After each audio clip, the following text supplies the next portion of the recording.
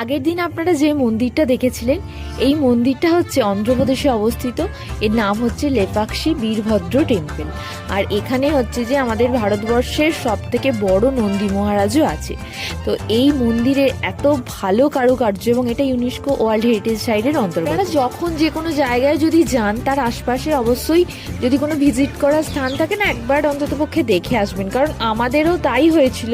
আমি যখন ম্যাপে সার্চ করছিলাম তখন যখন দেখলাম, মানে আমি ভাবলাম হাতে চাঁদ পাওয়ার মতো অবস্থা। একটা জায়গায় গিয়ে এত ভালো একটা মন্দির দেখতে পাবো, মানে আমার কাছে অকল্পনীয় একটা ব্যাপার।